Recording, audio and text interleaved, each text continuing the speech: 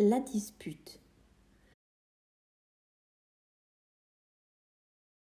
L'ours Beau-Museau et le lapin Longues-Oreilles étaient les meilleurs amis du monde. Ils s'aimaient tant qu'ils partageaient tout. Ils habitaient le même terrier sous la butte et cuisinaient ensemble leurs repas. Pendant que Longues-Oreilles faisait sauter des champignons, Beau-Museau confectionnait les savoureux petits gâteaux au miel dont il avait le secret. Le soir, les deux amis se couchaient dans leur lit superposé. Longues-Oreilles prenait celui du bas, tandis que Beau-Museau, qui était un bon grimpeur, prenait celui du haut. Quand venaient les beaux jours, tous les deux déménageaient dans leur maison d'été. Longues-Oreilles faisait la lecture à son compagnon.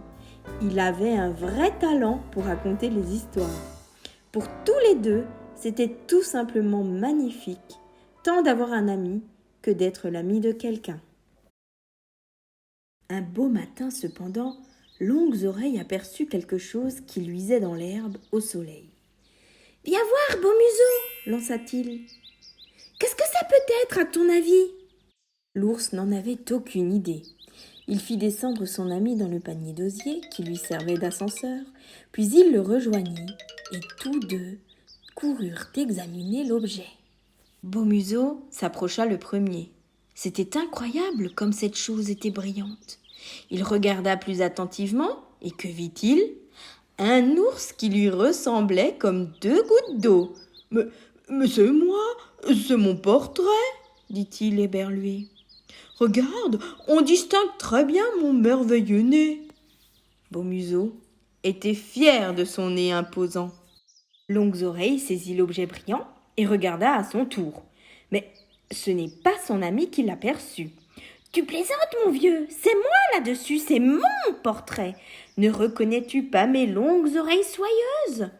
Le lapin tirait orgueil de ses interminables oreilles couvertes d'un poil fauve et velouté.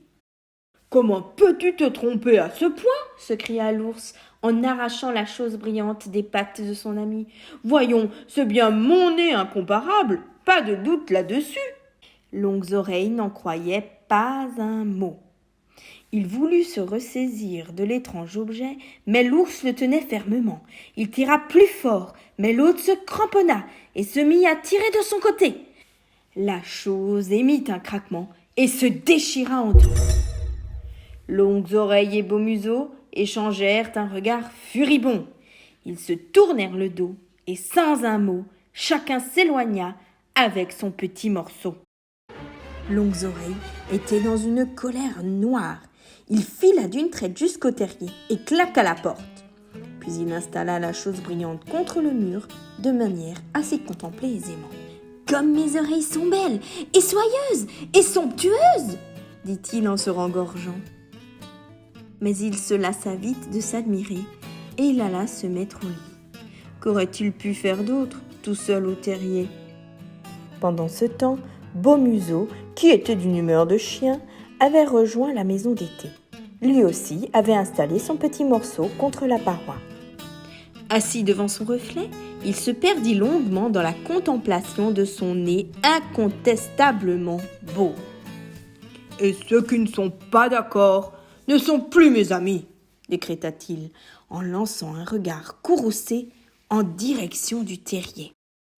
Dans le terrier, justement, Longues-Oreilles ne parvenait pas à trouver le sommeil. Il retournait dans sa tête les événements de la journée, et plus il réfléchissait, plus il sentait toute colère l'abandonner. « Comme j'ai été bête, soupira-t-il, et comme je voudrais que Beau-Museau soit ici avec moi. Je lui lirais une belle histoire, puis nous nous endormirions tous les deux. » À l'étage au-dessus, Beau-Museau ne dormait pas non plus.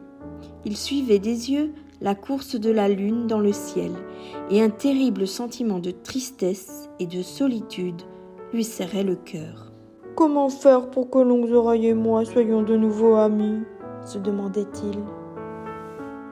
Il n'eut pas à réfléchir longtemps pour trouver la solution. Bientôt, il se laissait glisser en bas du tronc, muni de son morceau brillant. Sur la pointe des pattes, il se mit en route vers le terrier. Longues-Oreilles serait joliment surpris quand il se réveillerait et lui pardonnerait tout. Mais Longues Oreilles ne dormait pas. Il se tenait sur le seuil, serrant dans sa patte son petit bout de chose brillante à lui. Quand il aperçut son ami, le lapin s'avança vers lui. « Pardon, beau museau, dit-il, je n'aurais pas dû me mettre en colère. Tiens, tu peux avoir mon morceau. » Mais Beau Museau ne le prit pas. « C'est moi qui te demande pardon, dit-il. Tiens, voici mon morceau. » Mais Longues Oreilles ne fit pas un geste.